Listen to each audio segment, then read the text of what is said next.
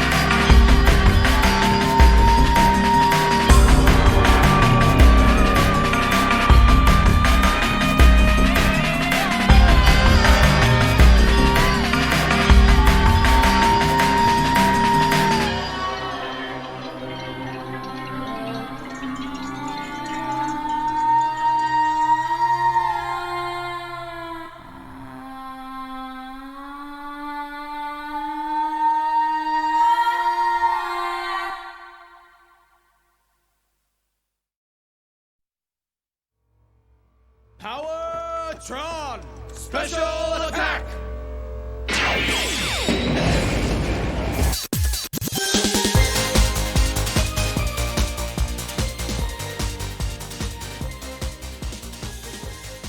The film's plot follows Mima Kirigoe, a former pop idol of the group Cham, now seeking to enter the world of acting.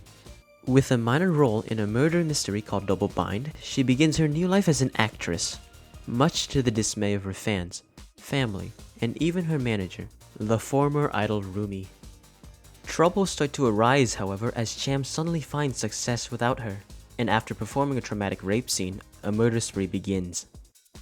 Mima soon starts to crack under the pressure, losing her mind to the point she lapses in between her role and reality. The dichotomy between identities is actually a common theme in Kon's works, although this video will only touch upon it lightly.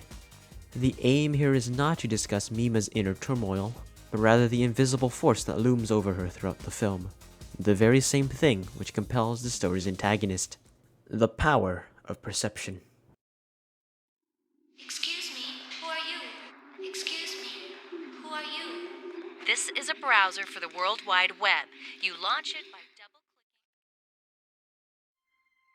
Thanks to the direction of Kon, many scenes in Perfect Blue start to become confusing as Mima descends into madness.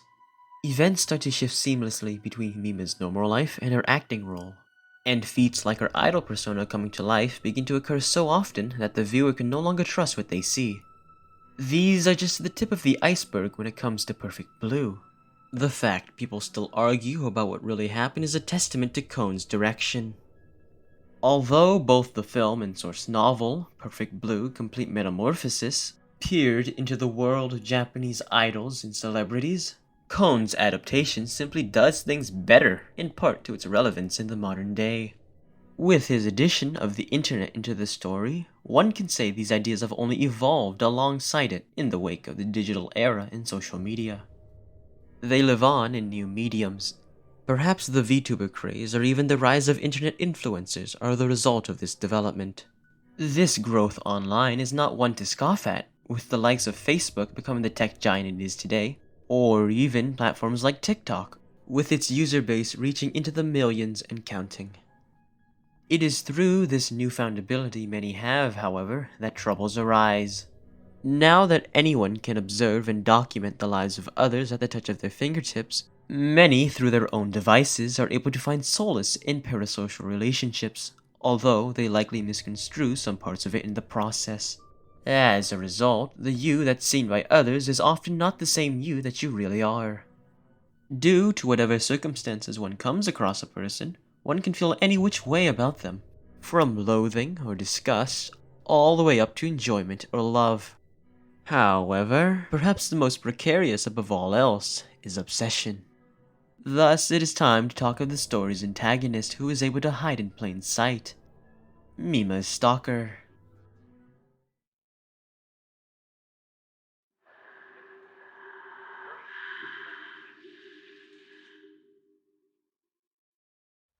Among the many moments within the film, none perhaps are more alarming than those featuring the stalker, the one who calls themselves Mr. Mamania. The man is an obsessive fan who appears throughout Perfect Blue, either hidden in the background or at the forefront with no dialogue at all. The camera needs only to frame their deformed and disturbed face to give viewers just a glimpse of their thoughts and intentions. Due to the mind-bending nature of Perfect Blue, it is left ambiguous whether or not they're really present at times. Regardless, they appear with the goal of preserving their precious image of Mima, that of the sweet and innocent pop idol she once was, and is willing to go to any lengths to do it. This extends to them running over one of the jeerers from the opening's concert, and eventually towards killing Mima herself due to her participation in Double Bind and in Murano's adult photo shoot. Acting in these impure ways to Mimania is a threat to their image of Mimarin, his literal idol, his goddess, and is the catalyst driving him to try and kill her. The novel is able to expand our understanding of them by looking into their depraved mind, from which we learn that to him, all other pop idols are just filthy women using sex appeal to their advantage in corrupting the world. That is, all idols but Mima. Her purity being the very thing that keeps him going through the day, as it's the only reason they still live. To them, Mima is their entire world, so seeing them become a totally different person and start to drift away from their vision is too much to bear. It is this critical idea that both versions of the character possess, though there are a multitude of differences between them. Perhaps these alterations could be covered at a later date. Anyhow, by the film's climax, the man eventually captures Mima after her final recording session for Double Bind, where he attempts to sexually assault and kill her on the very stage she performed her rape scene.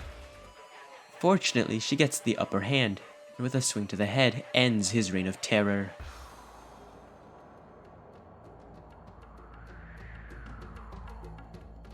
Much like a slasher film, however, the stalker quickly disappears before Mima can find help in the form of Rumi, who had stayed behind to look for her. Without realizing it though, the threat against Mima's life was only greater than ever. Illusions can't come to reality. You can stop dreaming now.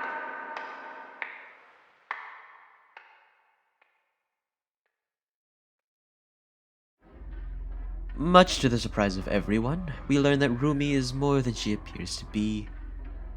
Not only does she take Mima to a place nearly identical to her own room in all but location, but she drops the revelation that she is the true culprit behind the deaths surrounding her. Frustrated by Mima's role in acting, she finally snapped after witnessing her rape scene, thereafter vowing to kill all those responsible for her defilement.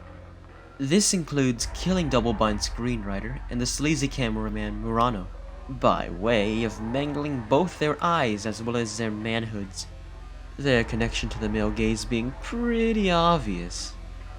By posing as the real Mima on the internet, she coerced Mr. Mamania to kill and replace the faker. In the climax of the film, we actually perceive Rumi as but another copy of Mima, albeit as an idol. From a brief exchange early in the film, we learn that Rumi's idol career wasn't so successful, so perhaps managing Mima and seeing her perform well strengthened her view of her. Perhaps a bit too much. These strong feelings as a result only caused pain when Mima left for acting, as evident by her many objections against Double Bind. In the end, however, Mima would defeat the killer doppelganger, finally allowing her to come to terms with herself. Rumi, in contrast, would be consumed by her desires, the person she once was, lost in her madness.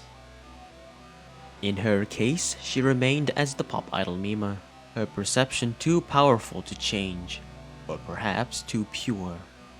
Though it is disturbing what Rumi and Mamania sought to make their vision reality, perhaps the scariest part of all is that such people can and do exist in the world today. It is likely that somewhere, sometime, one may be overpowered by their passion and strike. As such, they are prisoners to their own minds, to their own mania.